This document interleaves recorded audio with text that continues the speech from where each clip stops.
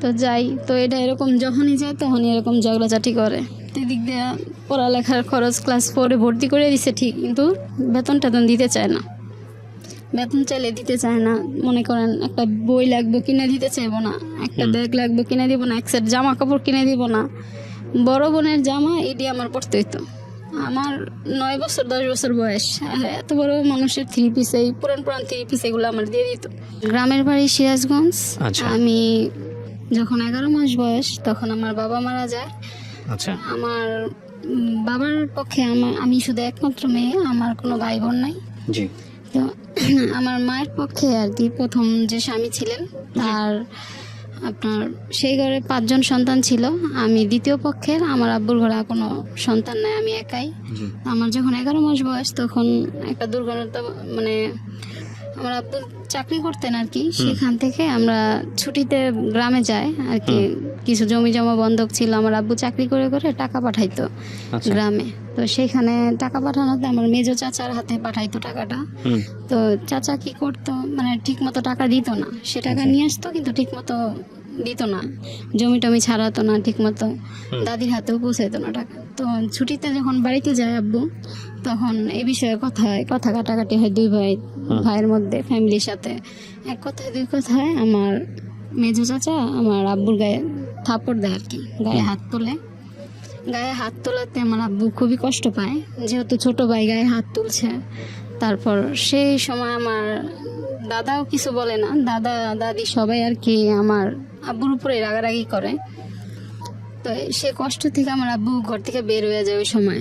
তখন সন্ধ্যার দিকে বের হয়ে যায়, মনে করে যে ফিরে আসবে, হয়তো রাগ করছে এসে পড়বো। তারপর সবাই বের হয়, রাত্রে খুঁজতে বের হয়, কিন্তু কোথাও পায় না। মনে করছে কোনো আত্মীয় স্বজনের বাসায় আছে, কিন্তু কোনো আত্মীয় স্বজনের বাসায় ছিল না। যখন ওদিন রাত পার হয়ে যায়, ফজরের সময় দাদি নামাজ পড়ার জন্য ওঠার পর দেখে আমাদের ঘরের পাশে একটা আম গাছ আছে আর কি, পুরোনো। সে আম গাছ আমার আব্বু আর কি ফাঁসি দেয়, কিছু সুইসাইড করে, যেটা এটা আপনি পরবর্তীতে শুনেছেন? হ্যাঁ, এটা আমি শুনছি, বড় হওয়ার পরে শুনছি। তো মনে করেন আব্বু ফাঁসি দেয়, তো এই হইচই পড়ে যায়, কান্নাকাটির পড়ে যায়। তখন আমার বয়স 11 মাস বয়স, কিছুই তো বুঝি না। মা তো তেমন কর্ম করতো না বিয়ের পর। তো মনে করেন সবাই আর কি বলে, যদি এই কথা কাটাকাটির কথা উঠে তাহলে আমার মেজো চাচারে নাকি পুলিশে নিয়ে যাবে, একটা পুলিশের ঝামেলা হইতে পারে। সকালবেলা যখন পুলিশ আসে তো মারে শিখিয়ে দেয় সবাই, যে বলবেন যে আপনার হয়েছে, ওনার পেটে ব্যথা ছিল, মারাত্মক, উনি সহ্য করতে পারতো না। পেটে ব্যথা সহ্য করতে না পারে কোন সময় যেন গিয়া এই কাজটা করছে, ফাঁসি দিছে। তখন মারে আলাদা রুমে আটকে রাখে, এভাবে বলে। মাও ভয় পায় আর কি, মাও সেই কথাই বলে পুলিশের সামনে। পুলিশে যখন ওনার কথা শুনতে চায় তখন মাও বলে এই কথা। তো বলে পরে এই পুলিশের ঝামেলা শেষ করে দেয়। পুলিশের আমার মেজো চাচারে আর ফ্যামিলির আর কোনো আসে না আর কি। তারপর থেকে মনে করেন আমারে ওই আব্বুর ঝামেলা মিটমাট হওয়ার পর, মাটি দেওয়ার পর 1 মাসের মধ্যে আমারে আর মারে, তখন আমি তো কুলে ছিলাম, আমাদের নিয়ে আমাদের এই শহরে দিয়ে যায় আর কি। পুরনো এক বাসা ভাড়া ছিল, এই বাসায় এসে আর কি দিয়ে যায় আমার এক দাদা, শহরে দিয়ে যায়। তখন থেকে আবার মায়ের স্ট্রাগল শুরু হয়। আমার মা মনে করেন অনেক কষ্ট করে আমার বড় করছে, মার মুখ থেকে যেটা শুনছি। ইটের ভাটায় কাজ করছে, আমার সাইডে বসায় রেখে ইটের ভাটায়। ছিলেন আপনারা যখন আপনার মা এই অবস্থায়? তখন ছিলাম 6 ভাই বোন আর কি। প্রথম পক্ষের 5 ভাই বোন, ওনারা ছিল ওনাদের বাবার কাছে। আপনি আপনার মায়ের একা? হ্যাঁ, আমি মায়ের একা না, আমি আমার মায়ের দ্বিতীয় বিয়ের ঘরে আমি একা। আপনার মায়ের আগের ঘরে? হ্যাঁ, আগের ঘরে সন্তান ছিল 5 জন। ওরা কি আপনার জানার পরে? না, ওরা আমাদের সঙ্গে ছিল না। জানার পরে আমার আব্বু বিয়ে করে মারে। ঠিক আছে। উনি বিবাহিত, ওনার 5টা সন্তান আছে। জানার পর আমার আব্বু বিয়ে করে। তো মনে করেন যখন শহরে থাকে তো ইট ভাঙতো, মনে করেন ইটের ভাটায় কাজ করতো। আপনাকে কোথায় রাখতো ওই সময়? সাথে নিয়ে কাজ করতো। সাথে নিয়ে আপনাকে এই সাইডে বসে রেখে আছে, মনে পড়ে না? এমনি মনে পড়ে, যখন আমার 6 বছর আর কি, কিছু কিছু স্মৃতি মনে আছে। যে কাজে যাইতো, জোগালির কাজ করতো, রাজমিস্ত্রি যেটা বলে, হেল্পার হিসেবে কাজ করতো, বিভিন্ন জায়গায় নিয়ে যাইতো। আমি সারাদিন খেলতাম, খাইতাম ওইখানকার বাচ্চাদের সাথে। বুঝতেন না আসলে কি হচ্ছে? বুঝতাম না আর কি। ওইখানে মা কাজ করতো, আমি ওইখানকার বাচ্চাদের সাথে খেলতাম। আবার রাত শেষে সন্ধ্যার সময় টাকা বুঝিয়ে দিত, আবার আমার কোলে করে নিয়ে চলে আসতো। মানে এরকম করে আর কি কাজ করছে। এমন মনে আছে একটা, মনে করেন বালু টানতো মা, এই ঢাকায় আর কি, গাবতলির দিকে বালু টানছে, আমার বসায় রাখছে জাহাজের সাইডে, বসায় রেখে মা দেখতাম বালু টানতো। হুম। তখন বালু টাইনে 2টা বা 12টা পর্যন্ত কাজ করতো, কাজ করে আমার নিয়ে আবার চলে আসতো। আচ্ছা। আমি ওখানে সারাদিন বসে থাকতাম, ওইখানে খেলতাম, খেলাধুলা করতাম। তো আবার কাজ শেষ করে আমার নিয়ে আসতো, যে জায়গায় কাজে যাইতো, অনেক দূরে দূরেও কাজ করছে, কন্টাকে রাজমিস্ত্রির কাজ করতো, তো কন্টাকে মানুষ যাইতো, তো হেল্পার হিসেবে নিয়ে যাইতো। তো মা একটু সরল সহজ টাইপেরই ছিল, এই কারণে মারে সবাই আর কি কাজেও নিত। মনে করেন এরকম কাজ করতো, 8তলা 10তলা একটা সিমেন্টের বস্তা নিয়ে উঠছে, উঠতে গিয়ে একবার ব্যথা পাইছে আর কি, উঠতে গিয়ে পিঠে ব্যথা পায়, মেরুদণ্ডের হাড্ডিতে সমস্যা হয়। ও, তো তখন থেকে আর ভারী কাজ করতে পারে না, তখন থেকে ভারী কাজ বাদ দিয়ে কি করবো এখন, তখন আমার বয়স 6 বছর হয় নাই, জি। কাজ করতে পারে না ভারী কাজ, তখন আবার কি করলো, ব্যবসা করলো। আচ্ছা। বিভিন্ন শাক পাতা এগুলো তুলে নিয়ে আসতো গ্রাম সাইডের থেকে, আইনা মনে করেন এগুলো স্কুলের সামনে ভাগা দিয়ে দিয়ে বিক্রি করতো। ও, আপনার সাথে নেই? হ্যাঁ, আমার সাথে নিয়ে। তো আমি যখন বড় হয়েছি আমার কাছে দিয়ে দিত, মোটা বান্ধে বান্ধে আমার কাছে দিয়ে দিত, আমি আবার এগুলা স্কুলের সামনে নিয়ে বিক্রি করতাম। তারপরে আপনি পড়তেন ওই সময়? না, না, ওই সময় ভর্তি করে নাই, তখন আমার স্কুলে ভর্তি করে নাই। তো মনে করেন ওই সময় এরকম করতাম, আবার যখন আর একটু বুঝাইলাম 6 বছর হয়েছে, তখন আবার স্কুলে ভর্তি করানোর জন্য স্কুলে নিয়ে যায়। তখন আগে যে ব্রাক স্কুলে মনে করেন দিত না, এই যে বিয়ের সামগ্রী দিয়ে দিত, হুম, ল্যাপ তোষক থালা বাসন যা লাগতো ভর্তি হলে ব্রাক 5, স্কুল? হ্যাঁ হ্যাঁ, একটা নিয়ম ছিল ওই সময়, তাই নাকি? 5 পর্যন্ত পড়লে এগুলা দিয়ে একদম একটা মেয়ের আর কি 5 পর্যন্ত পড়ালেখা করাইলে ওনারা এগুলা দিয়ে দিবে ওইখান থেকে। বিয়েতে? হ্যাঁ, বিয়ের জন্য আর কি। মেয়েটার 5 পড়ানোর পরে বিয়ে হয়ে যাবে এরকম কোনো কিছু নাকি ভবিষ্যতে? এরকম হয়ে যাবে না, মানে দিয়ে দেয় আর কি, ওইটা নিয়ম ও, আচ্ছা আচ্ছা, মেয়েদের। ইন্টারেস্টিং। হ্যাঁ। আমার জানা ছিল না। হ্যাঁ, যাই হোক, হ্যাঁ, তারপর? এটা দিয়ে দিত, তো ওই স্কুলে নিয়ে যায়, তখন আমার 6 বছর হয় নাই। হুম, তখন আগের যে নিয়ম ছিল, মাথার উপর দিয়ে কান ধরতে হইতো, হুম, তাহলে স্কুলে ভর্তি নিব, নাইলে নিব না। তো মনে করেন এরকম আমি কান ধরতে পারি নাই, তখন আমার আর ভর্তি নেয় নাই। তো ওইখান থেকে আবার নিয়ে আসে, তখন আবার আমিনবাজারই তো ছিলাম, তখন ওইখানে আরেকটা স্কুলে নিয়ে যায়, সরকারি স্কুলে, তখন ওইখানে ভর্তি করে দেয়। তো ওই স্কুলে যাইতাম আইতাম, আর ওই মনে করেন সকালবেলা হইলে ওখানকার ছেলেমেয়েরা আসিল, তো তখন ওনাদের সাথে সকালে বাজারে যাইতাম। ওই ছেলেমেয়েরা সবাই ওখানকার ওই এলাকায় ছিল, যারা আমরা একটা এরিয়ার মধ্যে ছিলাম আর কি, বস্তিও বলে আর কি, কিন্তু ওই ছেলে মেয়েদের সাথে মনে করেন যাইতাম ওইখানে। বাজারে গেলে তো কারোর দোকানে তরকারি সাজাই দিতাম, হুম, পড়াশোনাও করতাম, তরকারি সাজাই দিতাম, ওই 10 টাকা দিত, তো একবেলা তরকারি দিয়ে দিত, হুম, মনে করেন এরকম করে আর কি। পেঁপে বস্তা বস্তা বস্তা পেঁপে কষ ছিল, সেই পেঁপে ধুয়ে দিলে মনে করেন 1 বস্তা পেঁপে ধুয়ে দিলে 10 টাকা দিত। হুম, তো এরকম করে করে আনতাম, আনলে তো সংসারটা চলতো, মা তো ভারী কাজ করতে পারতো না। আর ওই যা শাক পাতা আনতো ওগুলা মনে করেন বিকালে নিয়ে যেতাম, বাইন্দা রাখতো বিকালে স্কুলের সামনে, বিভিন্ন যারা পরিচিত ছিল এরা নিত, নিয়ে গেলে মনে করেন এইভাবে করে ওইখানে ক্লাস 4 পর্যন্ত পড়ালেখা করলাম। তখন আবার আস্তে আস্তে আমার মার যে প্রথম পক্ষের ছেলে মেয়ে, ওরা আস্তে আস্তে সন্ধান পেয়ে চলে আসলো, ওকে, একে একে করে আসা শুরু করলো। ওকে, মনে করেন আসতো, মনে করেন আস্তে আস্তে আসা যাওয়া করতে করতে, যে ওই ঘরের তো মেয়েরা বড় ছিল, প্রথম 2 মেয়ে বড় ছিল, তারপরে 2 ছেলে ছিল ওই ভাই বোনের মধ্যে। জি, তো মেয়েরা আসলো, মেয়ে এসে একটা গার্মেন্টসে ঢুকলো, মা ঢুকাই দিল একটা কাজে। তো ঠিক মতো কাজ করতো না, কাজ করলে টাকা টুকা পাইলে ও নিজেরটা নিজেই খরচ করতো, সংসারে দিত না। হুম, তো এই কষ্টই ছিল। তারপর আবার ভাই এলো, ভাইও এরকম করলো, জি, কাজ করে তো ঠিক মতো টাকা দেয় না, কয়দিন এখানে করে তো কয়দিন নারায়ণগঞ্জ চলে যায়, মানে মিলে জিলে থাকে।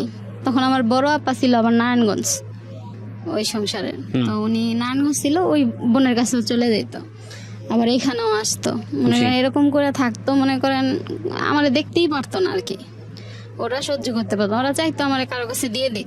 হুম, তখন আর কি আমি আমার গ্রামের বাড়ি সম্পর্কে কিছুই জানি না, যে আমার দাদা দাদি আছে কি না, তখন আমি এত বুঝতামই না যে আসলে বাবাও এরকম হয় আর কি, 2টাও হয় বাবা, মানে এটা কোনো জ্ঞানই ছিল না আমার। হুম, তো মনে করেন ওরা অনেক বকাবকি করতো, মারতো ধরতো, তো কান্নাকাটি করতাম, মার কাছে যাইতাম, তো ওই মা আবার বুঝে বুঝে দিত।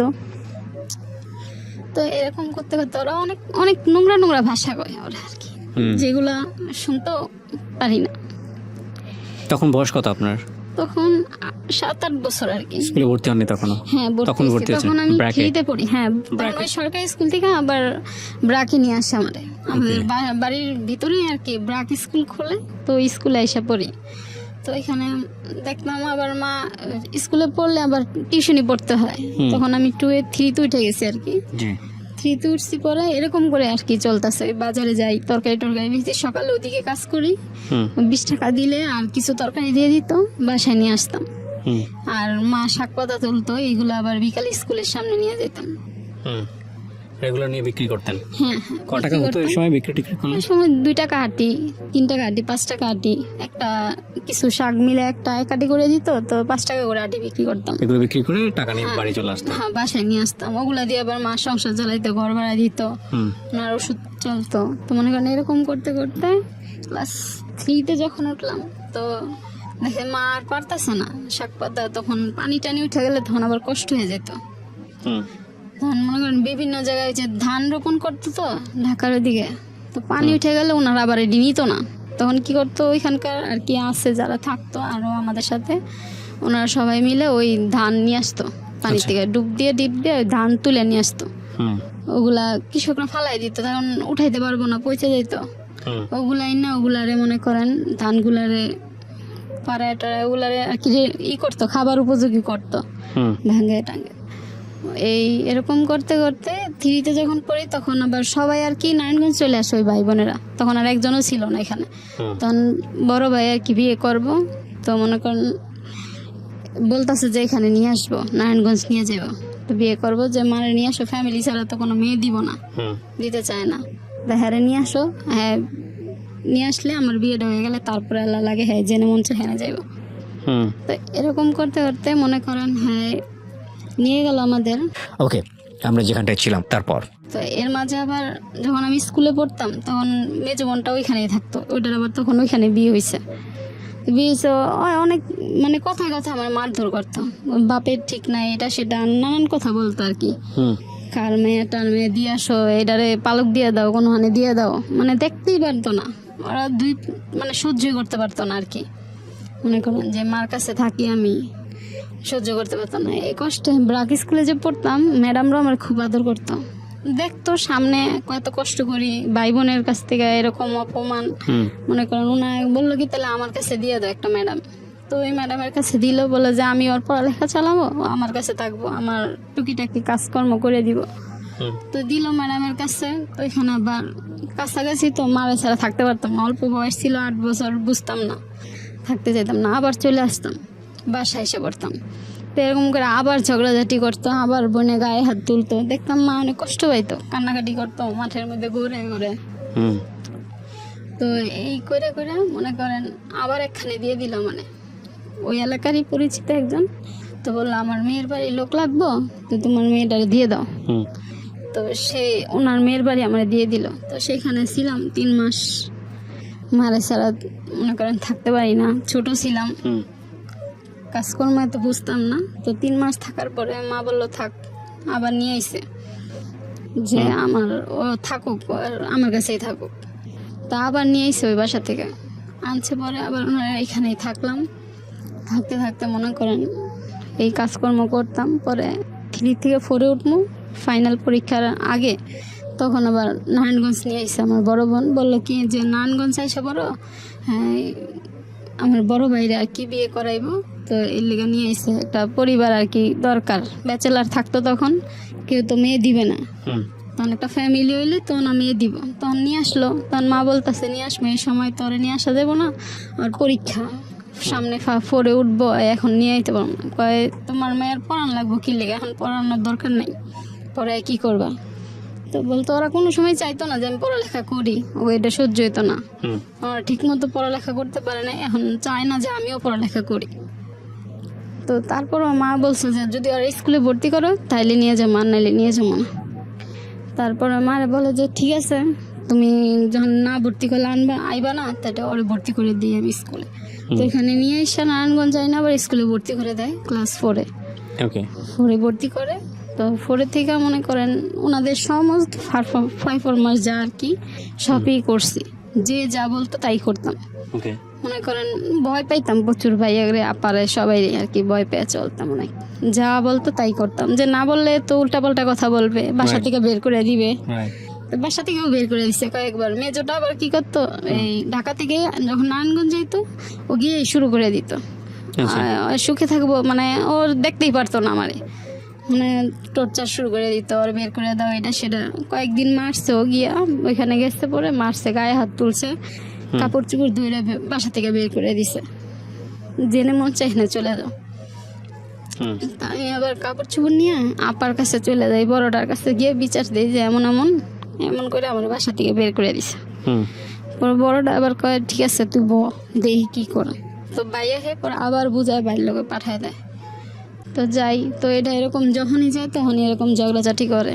এদিক দিয়ে পড়ালেখার খরচ ক্লাস 4-এ ভর্তি করে দিছে ঠিক, কিন্তু বেতন টেতন দিতে চায় না। বেতন চাইলে দিতে চায় না, মনে করেন একটা বই লাগবে কিনে দিতে চাইবো না, একটা ব্যাগ লাগবে কিনে দিব না, এক সেট জামা কাপড় কিনে দিব না। বড় বোনের জামা এটি আমার পড়তে হইতো। আমার 9 বছর 10 বছর বয়স, আর এত বড় মানুষের 3 পিস, এই পুরান 3 পিস এগুলো আমার দিয়ে দিত, তুই এগুলা পর। তারপরেও ভাই আছে না, এক্সট্রা খরচ আছে না, একটা পোশাক আশাক এগুলো কিনে দিব না, গাইড লাগতো, বই লাগতো, টিউশনি করলে বেতন দিতে হবে, দিব না। তো হিন্দু একটা ম্যাডামের কাছে পড়তাম, ম্যাডামটা বুঝতো যে না এমন কষ্ট করে ওর মাও, তো কই থেকে দিব। তো ম্যাডামটা অনেক সময় বেতন নিত, অনেক সময় নিত না। তো মা আবার কী করতো, কোনো সময় যা পারতো ম্যাডামটা দিত, ম্যাডামে কোনো সময় করতো না। কিন্তু দিয়ে ওইখানে 4-এ পড়ি, 5-এ উঠবো, ওই সময় আবার বড় বাইরে বিয়ে করায়, মেয়ে দেখে বিয়ে করায়। বিয়ের পরে মনে করেন শুরু হয় আরেক ঝামেলা।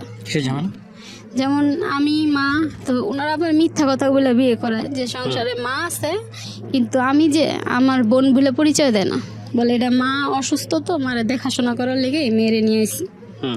বিয়ে তা মানে মেয়ে দেখতে গেছে, সবাই চলে গেছে, বোনের ফ্যামিলি গেছে, বোনের শ্বশুর বাড়ির ফ্যামিলি গেছে, ভাই গেছে, মার কথা পরিচয় দিচ্ছে না, আমার পরিচয় দেয়নি।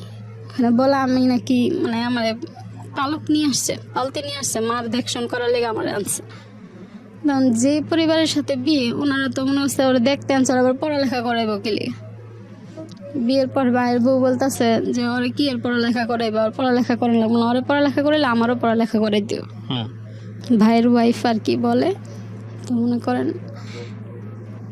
বলেন তারপর ওরে পড়ালেখা করাইলে আমারও পড়ালেখা হইলো। আমার বই খাতা এগুলা কি করতো, ছুঁড়ে ছুঁড়ে ফেলাই দিত স্টোরুমে, ফেলাই দিয়ে দিয়ে যদি আমি খুঁজে না পাইতাম তো ভাইয়ের কাছে এটা সেটা বলে মারি খাওয়াইতো।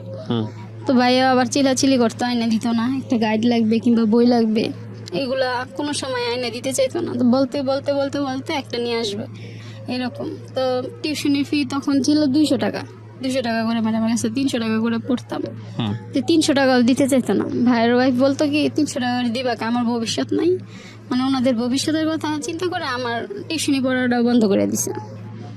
তো স্কুলে তখন 5 পাস করি, তো 5 পাস করার পরে আবার একটা হাই স্কুলে আর কি করি, ভর্তি পরীক্ষা দিব। ভর্তি পরীক্ষার কোচিং করতে হয়, কোচিং করার জন্য মনে করেন কিছু টাকা লাগবে, 500 টাকা মনে হয়, মানে 1 মাস কোচিং করাবে 500 টাকা।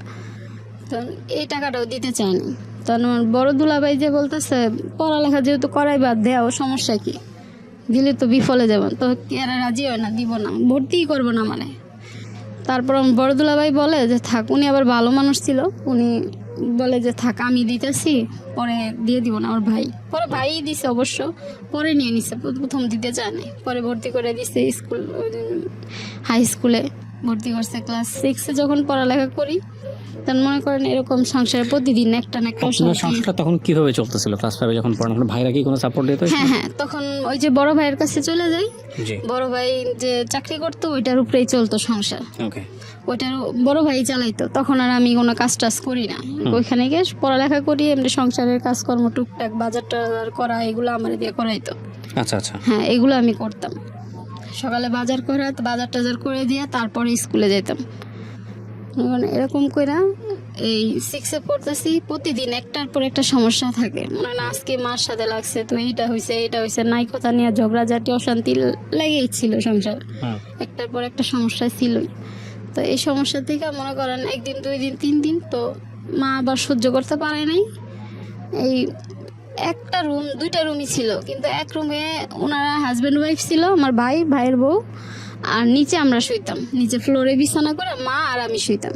হুম তো মনে করেন আরেকটা রুম ছিল মাঝখানে, যে রুম নিত ডাইনিং রুমটার মধ্যে এই সাবলেট ছিল, তো ডাইনিং রুম আর এক রুম ইউজ করতাম আমরা, আর আরেক রুম আরেকজনের ভাড়া দেওয়া ছিল। জি তো আমার মাঝখানে রুম আবার মামা ছিল, একটা মামা আর কি, আমার বড় বোনের ননাসের ছেলে, হুম ওই মামা থাকতো, থেকে চাকরি করতো, ওই মামা দুইজন থাকতো ওই জায়গায়, আর আমরা ফ্লোরে শুইতাম। হুম তো প্রতিদিন একটা না একটা ঝামেলা, মনে করেন ঘুম থেকে ওঠার আগে চিল্লাচিল্লি ঝগড়াঝাটি, হ্যাঁ হাজবেন্ড ওয়াইফ লেগে দিত ঝগড়া, হুম তোকে তো মার লেগে অশান্তি লাগছে, তোকে তো ওর লেগে ঝগড়া লাগছে, এর লেগে ঝগড়া লাগছে, কোথায় নাই কোথায় ঝগড়া শুরু হয়ে যেত। হুম তো মা একদিন দুই দিন কষ্ট সহ্য না করতে পারে, মা চলে যায় বাসা থেকে, কিছু কাপড় চোপড় নিয়ে মা বের হয়ে যায়, ঝগড়াঝাটি অশান্তি দেখে আর থাকতে পারে না, মা চলে যায়। পরে আমি ছিলাম, মা গিয়ে অন্য একটা বাসা নেয়, ছোট বাসা নিয়ে, তখন কি করব, বাসা নিলে তো হবে না, ভাড়া আছে, খাওয়া দাওয়া আছে, একজন মানুষ, তখন আবার কিস্তি তুলে হুম আর কি, একজনের থেকে পরামর্শ নিয়ে 10,000 টাকা কিস্তি তুলে কিছু কাপড় উঠায়, কাপড় জি। চোপড়ের ব্যবসা করে আর কি।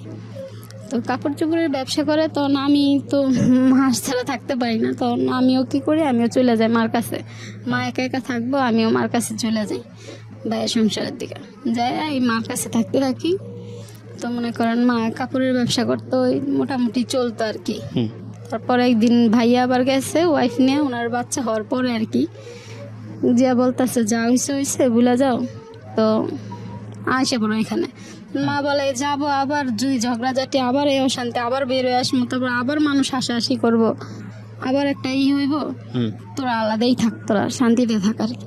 জি তখন এলো ভাই বলে, তো শান্তিতে যখন থাকবো, তো তোমার মাসে 2,000 টাকা করে টাকা দিব কিছু। তখন ভাই আবার নিজে ব্যবসা দেয়, ওর ব্যবসাটা ভালো চলতেছিল ভাইয়ের, তখন 2,000 টাকা করে মাসে দিত ভাই আর কি, ঘর ভাড়াটা আর কি ভাই দিত, আর বাকি খাবার মা চালাইতো।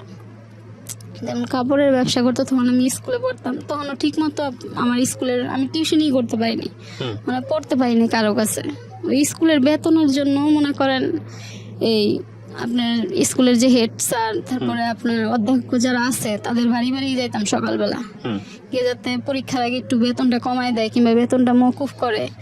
তো মওকুফ করলে তো দেখা যায় ভর্তি করাইতেই তো পারে না, তো মওকুফ বেতন দিব কই থেকে, পরীক্ষা আসলে মনে করেন পাইতাম না, রিসিট পাইতাম না, ঢুকার পরীক্ষার ফি জমা দিতে পারতেন না না, ফিস জমা দিতে পারতাম না, জমা যেত। তো ওই হেড স্যারের কাছে ঘুরতাম, ঘুরে ঘুরে মনে করেন এরকম করে নিতাম, জি তারপর ঘুরে ঘুরে আমার বেতনটা মওকুফ করাইতাম, হয়তো মওকুফ করায় মনে করেন পরীক্ষায় অ্যাটেন্ড করতে পারতাম। তখন 6 থেকে 7 উঠলাম, ভর্তি তো করাইতে পারতেছে না মা অনেক, তখন আবার কাপড়ের ব্যবসা করে ঠিক মতো যাতায়াত করতে পারে না, ওই যে আগে যে সিমেন্টের বস্তা উঠাইতে গিয়ে ব্যথা পাইছে মেরুদণ্ডে, সেই ব্যথাটা আবার আচ্ছা জাগে, তখন আবার অসুস্থ হয়ে পড়ে।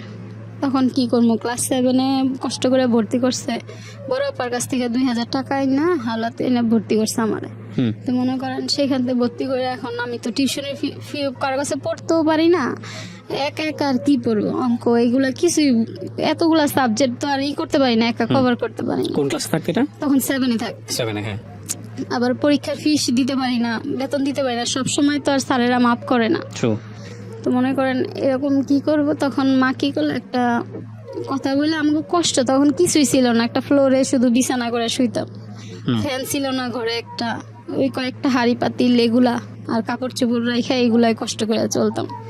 এই গরমের মধ্যে পাশের রুমে হিন্দু মহিলা, ওনার ঘরে বসে থাকতাম, উনি কখন কাজ থেকে আসবে, হুম কাজ থেকে আসলে খাওয়া দাওয়া করে ওনার ঘরে ফ্লোরে গিয়ে শুয়ে থাকতাম, গরমে ঘরেও থাকতে পারতাম না। তখন কি করবো, মা ওনারাও কষ্ট দেখতো, এত কষ্ট করি, মা অনেক অসুস্থ হয়ে পড়ে তখন। তো অসুস্থ হওয়ার পরে তখন ডাক্তারের কাছেও তো নিব, এত টাকাও তো নাই, ভাইয়াও কিছু বলে না, বললো আমি কই পাবো, তোমার আর ছেলে মেয়ে নাই, আর একটা বললো আরো 1,000টা শোনায় দেয়, এই যে 2,000 টাকা দিত, সেটাও অনেক কথা শোনায় দিত, তারপরেও দিত, সে দিত, কিন্তু আর কোনো কেউ দিত না, আরও যে ভাই আছে একটা, এও দিত না কোনো সময়। হুম মনে করেন এরকম করতে অনেক অসুস্থ হয়ে পড়ে, পরে আমি কি করি, একটা হুঁশিয়ারিতে আর কি, ছোট হুঁশিয়ারিতে জব নেই হেল্পার হিসেবে, তখন 3,000 টাকা আর কি স্যালারির মধ্যে জব নেই। তো আমার এদিকে স্কুল, তো আমি যেখানে কাজে লাগাই দেয় একজন আন্টি, ওনারে বলছি যে আমার তো স্কুল আছে, আমি অন্তত পড়তে চাই, আমি এসএসসি পাসটা তো করবো। তো মনে করেন উনি নিয়ে দেয়, ওই ভাইয়াদের সাথে কথা বলি, যে মালিক, ওনার দুজনের সাথে কথা বলি যে ভাই আমার তো স্কুল আছে, আমি সকালে 11টায় স্কুল ছুটি হইব, আর 11টায় ছুটি হইলে 12টায় ছুটি হয় আর কি, 12টায় ছুটি হলে আমি দুপুরের পরে এসে কাজ করবো। হুম। তো ওনারা রাজি হয়েছে, বলছে আচ্ছা ঠিক আছে পড়ালেখা করো, গরিব মানুষ, ওনারা মানে পরে আমি এরকম করে 2-2.5 মাস পড়ালেখা করি আর কি। হুম। সপ্তাহে 2 দিন দিত আর কি, আসতে 2 দিন আর কি ছুটি দিত 12টা পর্যন্ত। ওই 2 দিন 12টা পর্যন্ত মনে করেন স্কুলে থাকতাম, ক্লাস করতাম, ক্লাস করার পর আবার যাইতাম কাজে। 1টা বাজে খাওয়া দাওয়া করে 2টার মধ্যে ফ্যাক্টরিতে থাকতাম। তো এরকম করে করে 2.5 মাসের মতো কাজ করি। তারপর আমার ফাইনাল পরীক্ষা শুরু হয়ে যায় 7-এর। তো ফাইনাল পরীক্ষার জন্য মা আবার বলে থাক, এখন আর পরীক্ষাটা দিয়ে ফেলা একবারে। তখন আবার পরীক্ষা দেওয়ার জন্য কাজ ছাড়াই আসা পড়ি, কাজ ছাড়া এসে পড়ি। তা এসে মনে করেন এই পরীক্ষাটা দেই, পরীক্ষা দিয়ে যখন 8-এ উঠবো তখন আবার ওই একই সমস্যা, জি। টাকা নাই, কোথা থেকে ভর্তি করবো, ভর্তি এই সমস্যা। তো পড়তাম ওখানে ভালো স্কুলে, হাই স্কুলে, নাম করা গার্লস হাই স্কুল। তো ওইটার মধ্যে মনে করেন এখন তো ভর্তি করতে পারতেছে না আমারে, এখন কী করবো, ভর্তি হইতে পারি না, এমন কান্নাকাটি করতেছি আমার ভর্তি করবো না, আমি পড়ালেখা করবো। তো বুঝাই তো টাকা পয়সা নাই, কি করবা, তোমার কেমনে ভর্তি করো। হুম। তা আবার কাজে ঢুকলাম আরেকজনের সাথে। এখন আপনি কোন ক্লাসে? তখন 8-এ আর কি। ওকে। হুম, এই কাজে ঢোকা বলতে কি ধরনের কাজ? এটা হুঁশিয়ারি আর কি, মিনি গার্মেন্টস বলে আর Mini কি, garments। দেশি মাল, যে দেশি। এত ছোট বাচ্চাদেরকে ভর্তি নিত? হ্যাঁ, ওইখানে ওই যে স্যালারি কম দিত, 3,000 টাকা 2,500 টাকা বেতন দিয়ে রাখতো আর কি। হেল্পারি করতাম, সুতা কাটতাম, হুম। তো একটু চাটা বানায় দিতাম, এগুলা করতাম, ফ্লোর ঝাড়ু টাড়ু দিয়ে দিতাম। এইটু উঠার পরে তো ঠিকমতো স্কুলে যাইতে পারিনি, ভর্তি করাই নাই। তখন কী করবো, কান্নাকাটি করি। তো একজনের সাথে ধরে আরেকটা আপু আসছিল আমাদের সাথে, ও কাজ করতো। তো বললো আমি নিয়ে কাজের ঢুকাই দিই তোমারে, দেখি। তখন আমি আবার একটু লম্বা চূড়া দেখতেছিলাম, লম্বা চূড়াইছিলাম, বোঝা যেত না যে লম্বা চূড়া হয়েছি, তো বোঝা যেত না, একেবারে অল্প বয়স, 13 বছর বয়স, বোঝা যায়নি। হুম। তো নিয়ে যায় কাজে, অন্যজনের আইডি কার্ড মানে জন্ম নিবন্ধন দিয়ে আমারে নিয়ে যায় একটা গার্মেন্টসে, নিয়ে যায়। পরে গার্মেন্টসের গেটে দাঁড়ায়, ভিতরে নেয়, কিন্তু নেওয়ার পর ওনারা বুঝে যায় আমার যে অল্প বয়স, সেটা বুঝতে পারে। তখন এখন পিএম স্যার বলতেছে যে গার্মেন্টসের যে নিতে আসছে যার ফ্লোরে, পিএম বলতেছে মেয়ের তো অল্প বয়স, এটা কীভাবে নিব। তখন ওই আপুটা আবার বলে স্যার কিছু বললেন না, গরিব মানুষ, থাক দেখেন যদি কোনোভাবে নিতে পারেন তো সংসারটা চলবো। তো মনে করেন ওই স্যারে নিয়ে যায়, নিয়ে উপরে যায় আর বলে যে তুমি তো অল্প বয়স, সবার সামনে বললাম না, তুমি তো আমার মেয়ের থেকেও ছোটো বয়স হবা, তোমার তখন কাজে কেমনে রাখবো, তুমি তো কাজ করতে পারবে না, বুঝবে না কিভাবে কি কাজ করতে হয় গার্মেন্টসের। তারপরও রাখে স্যারে, কিছুদিন ওখানে চাকরি করি। তো বাইরে আসলে আবার আমাকে এলাও করতো না, লুকায় ফেলতো। এরকম করে কয়েক মাস চাকরি করার পর ওখান থেকেও কাজ ছাড়িয়ে দিই।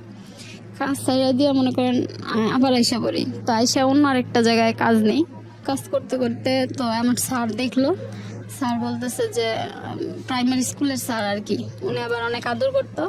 তো উনি আবার একদিন রাস্তায় দেখা হইলো, তুমি কি পড়াশোনা করো না? তো আমি বললাম যে না স্যার, আমি তো পড়াশোনা করি না, পড়াশোনা করতে পারতেছি না, এরকম এরকম সমস্যা। বলে তো কি করবে, এসএসসি পাসটা তো করবা। তখন কি করলো যে উনি একটা দিল আর কি, সমাধান দিল যে তোমার উন্মুক্তে ভর্তি করে দিই, অন্তত এসএসসি পাসটা করো, উন্মুক্ত থেকে কাজও করবা, শুক্রবার ক্লাসও করবা। পর স্যারের কথা শুনে স্যারের বললাম, তা স্যার আপনি একটু আমার ভর্তি করে দেন, আমি কাজটা করি দেন। তারপর আমার আরেকটা ফ্যাক্টরিতে কাজ নেই, আমি সেখানে হেল্পারিতে কাজ করতে থাকি। তখন ওই স্যারে আমার উন্মুক্ততে ভর্তি করে দেয়, সারা সপ্তাহ কাজ করতাম, শুক্রবার হলে মনে করেন স্কুলে যাইতাম, ওই স্কুলে যেতাম, ক্লাস করতাম। এই পুরো সপ্তাহ, এমন সপ্তাহ নাইট টাইট করছি। যেমন কালকে আমার পরীক্ষা, শুক্রবার, কালকে পরীক্ষা, আজকে 12টা পর্যন্ত কাজ করছি। কাজ করে তারপরে বাসায় গিয়ে আমার পরীক্ষা দিতে হয়েছে পরের দিন। ছুটি দিতে চাইতো না কমপ্লেক্স ফ্যাক্টরি, মনে করেন বললো হইতো না। তারপরে বইলা টইলা শুক্রবার বন্ধ নিতাম, অনেক সময় কাজের চাপের কারণে শুক্রবারও খোলা রাখে ফ্যাক্টরিগুলা। তো বইলা টইলা যাইতাম, পরীক্ষার কথা বললাম, তারপরে ছুটি দিতাম। মনে করেন আজকে 12টা পর্যন্ত কাজ করছি, কালকে আমার পরীক্ষা, এর বাসায় গিয়ে রাত জেগে পড়তে হইতো। ওইটা তারপর এরকম করে এসএসসি পরীক্ষাটা দিই। এসএসসি পরীক্ষা দেওয়ার পর ওই কলেজেই আর কি, ওই কলেজেই ভর্তি হয়ে আবার ইন্টারে ভর্তি হয়ে কলেজে। তখন আমি কাজ করি, বেতনে কাজ করে আমার সংসার চালাই। মারে নিয়ে তখন আর মা কাজ করতে পারে না, কাপড়ের ব্যবসাটা বন্ধ হয়ে যায়। অসুস্থ হওয়ার পর থেকে আর কাপড়ের বোঝা বইতে পারে না, তখন থেকে আবার আমি সংসার চালাই। তখন থেকে এই পর্যন্ত মনে করেন এখনও আমি এই কাজ করে করে সংসার চালাইতেছি। ইন্টার পাস করি, ইন্টার পাস করার পরে ওই গার্মেন্টসে কাজ করি। আপনার ভাইগুলো কোথায় এখন? আছে ওইখানেই, কেউ ঢাকা থাকে, যে যার মতো আর কি। দেখেন না কেউ আপনার না ভাইকে? না না, আপনার সংসারের আয় দিয়ে আপনার মা চলতেছে? হ্যাঁ আমার আইতে আর কি আমার সংসার চালাই। আপনি বিয়ে শাদী করেন না? না না, বিয়ে শাদিও করিনি। বিয়ে শাদী কেন হয়নি, মানে এটার কারণে বিয়ে শাদী হয়নি নাকি? এই একটা কারণে মনে করেন দেখলাম যে বোনেরা যে বিয়ে হয়েছে তারাও এত হ্যাপি না, মার জীবনে এত কষ্ট, মানে আমারও তো সুখ হইব তারও নাই।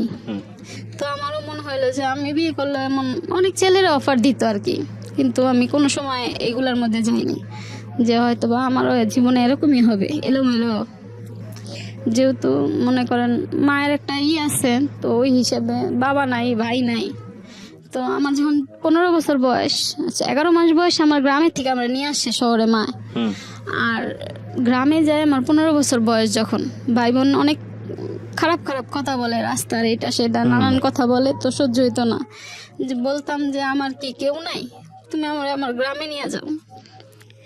মা বলে যে আছে, কেউ থাকবো না কে, সবাই আছে, নিয়ে যাবো।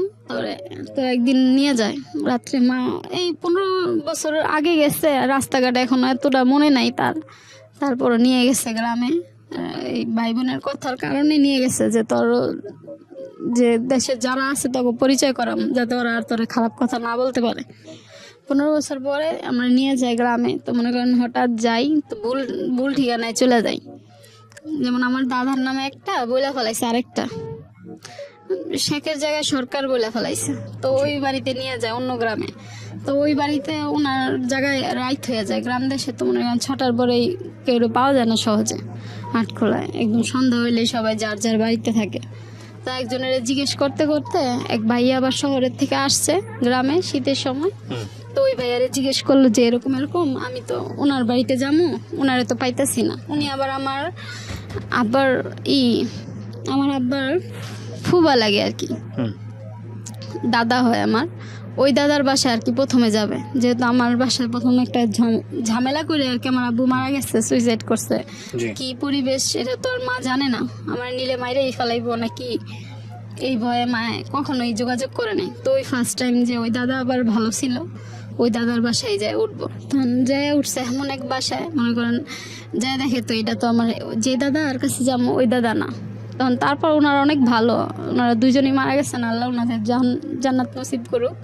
মনে করেন ওই দাদার কাছে নিয়ে গেছে। ওই দাদা বলতেছে যে আচ্ছা ঠিক আছে, যে যারে তুমি খুঁজতেছো হ্যাঁ যেহেতু পাইতেছো না, তুমি আমার বাসায় থাকো, যে কয়দিন লাগে থাকতে থাকো, তোমার আমি বিশ্রাই দিব, তোমার যে আত্মীয়র বাসা হাতে পৌঁছাই দিব আমি।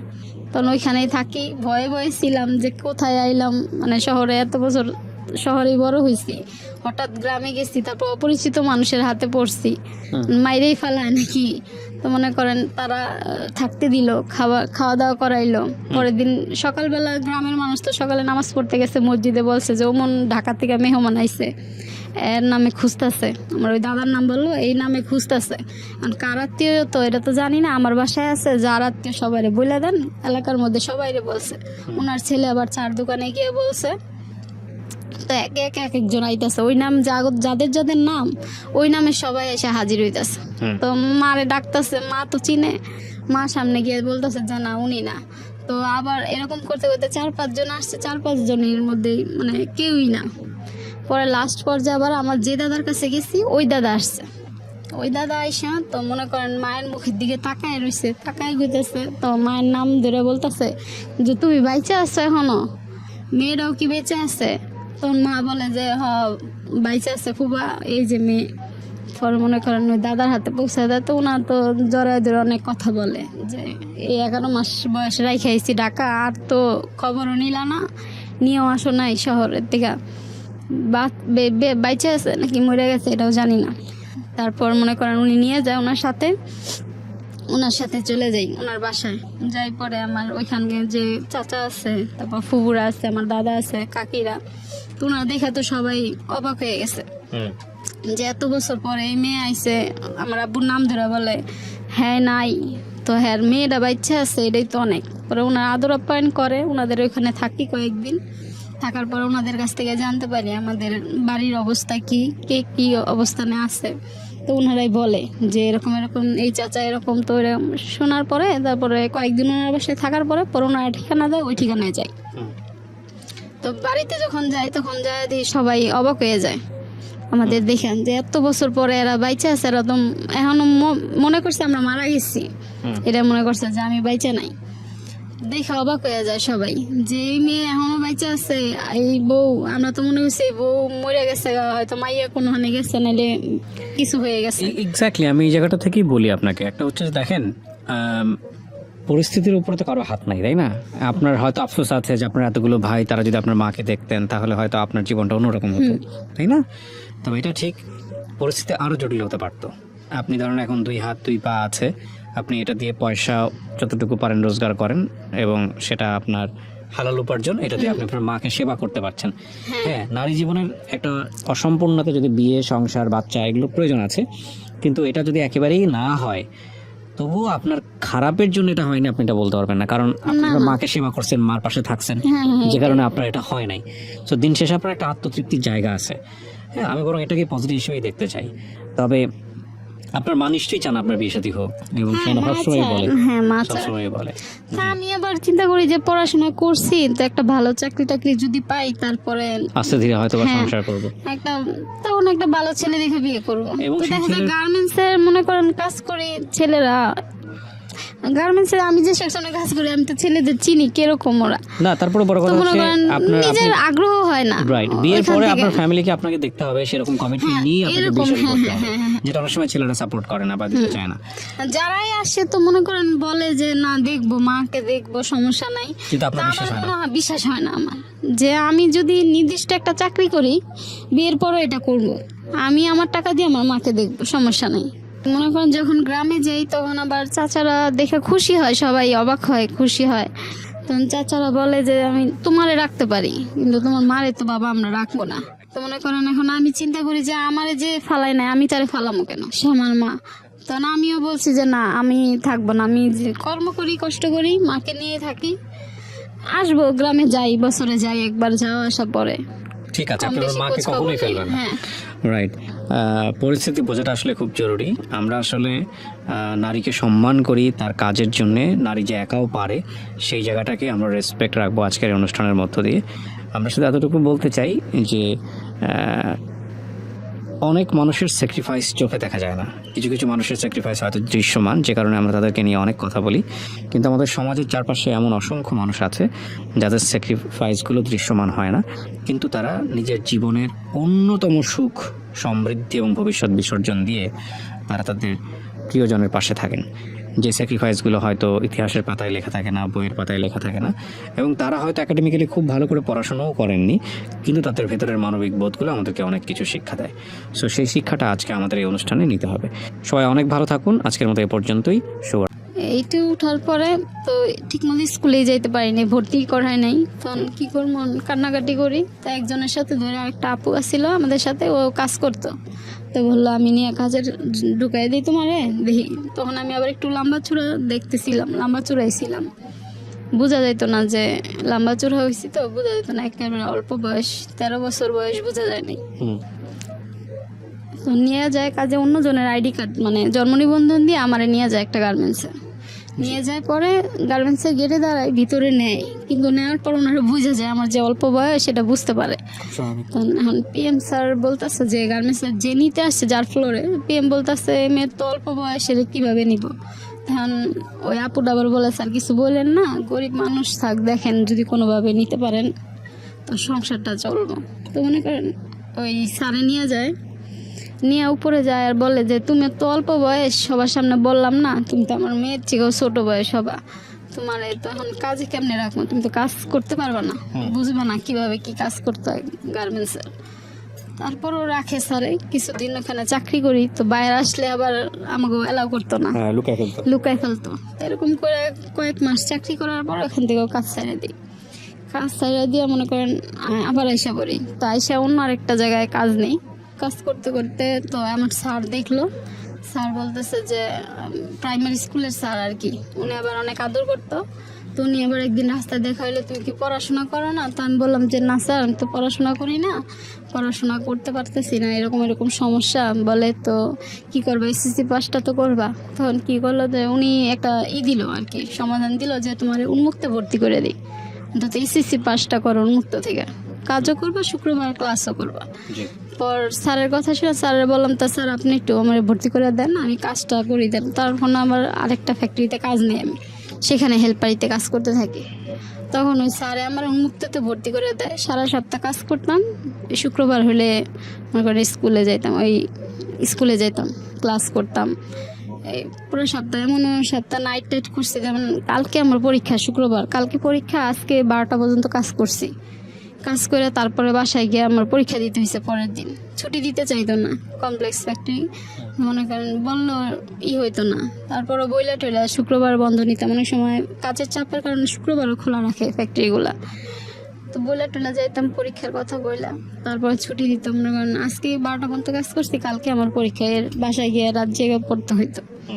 পড়া তারপর এরকম করে এসএসসি পরীক্ষাটা দিই। এসএসসি পরীক্ষা দেওয়ার পর ওই কলেজেই আর কি, ওই কলেজেই ভর্তি হয়ে আবার ইন্টারে ভর্তি হয়ে কলেজে। তখন আমি কাজ করি, বেতনে কাজ করে আমার সংসার চালাই। মারে নিয়ে তখন আর মা কাজ করতে পারে না, কাপড়ের ব্যবসাটা বন্ধ হয়ে যায়। অসুস্থ হওয়ার পরে থেকে আর কাপড়ের বোঝা বইতে পারে না, তখন থেকে আবার আমি সংসার চালাই। তখন থেকে এই পর্যন্ত মনে করেন এখনও আমি এই কাজ করে করে সংসার চালাইতেছি। ইন্টার পাস করি, ইন্টার পাস করার পরে ওই গার্মেন্টসেই কাজ করি। আপনার ভাইগুলো কোথায়? আছে ওইখানেই, কেউ ঢাকা থাকে, যে যার মতো আর কি। না না না, আপনার সংসারের আয় দিয়ে আপনার মা চলতেছে? হ্যাঁ, আমার আয় দিয়ে আর কি আমার সংসার চালাই। বিয়ে শাদী করেন নাই? না না, বিয়ে শাদিও করিনি। বিয়ে শাদী কেন হয়নি, মানে এটার কারণে বিয়ে শাদী হয়নি নাকি? এই একটা কারণে মনে করেন দেখলাম যে বোনেরা যে বিয়ে হয়েছে তারাও এত হ্যাপি না, মার জীবনে এত কষ্ট, মানে আমি আমারও তো সুখ হইব তারও নাই। তো আমারও মনে হইলো যে আমি বিয়ে করলে, এমন অনেক ছেলেরা অফার দিত আর কি, কিন্তু আমি কোনো সময় এগুলার মধ্যে যাইনি, যে হয়তো বা আমারও জীবনে এরকমই হবে, এলোমেলো। যেহেতু মনে করেন মায়ের একটা আছে, তো ওই হিসেবে বাবা নাই, ভাই নাই। তো আমার যখন 15 বছর বয়স, আচ্ছা 11 মাস বয়স, আমার গ্রামের থেকে আমরা নিয়ে আসছে শহরে মা।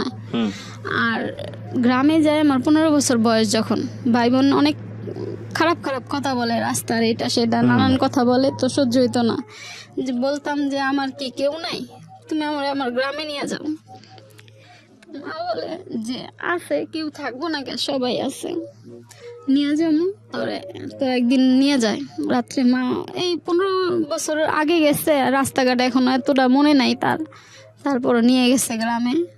এই ভাই বোনের কথার কারণে নিয়ে গেছে, যে তোর যে দেশে যারা আছে তোকে পরিচয় করাম, যাতে ওরা আর তোর খারাপ কথা না বলতে পারে। 15 বছর পরে আমরা নিয়ে যাই গ্রামে। তো মনে করেন হঠাৎ যাই, তো ভুল ঠিকানায় চলে যাই। যেমন আমার দাদার নামে একটা বইলা ফেলাইছে, আরেকটা শেখের জায়গায় সরকার বলে ফেলাইছে। তো ওই বাড়িতে নিয়ে যায় অন্য গ্রামে। তো ওই বাড়িতে ওনার জায়গায় রাইত হয়ে যায়। গ্রাম দেশে তো মনে করেন 6টার পরেই কেউ পাওয়া যায় না সহজে, হাটখোলায় একদম সন্ধ্যা হইলেই সবাই যার যার বাড়িতে থাকে। তো একজনের জিজ্ঞেস করতে করতে এক ভাইয়া আবার শহরের থেকে আসছে গ্রামে শীতের সময়।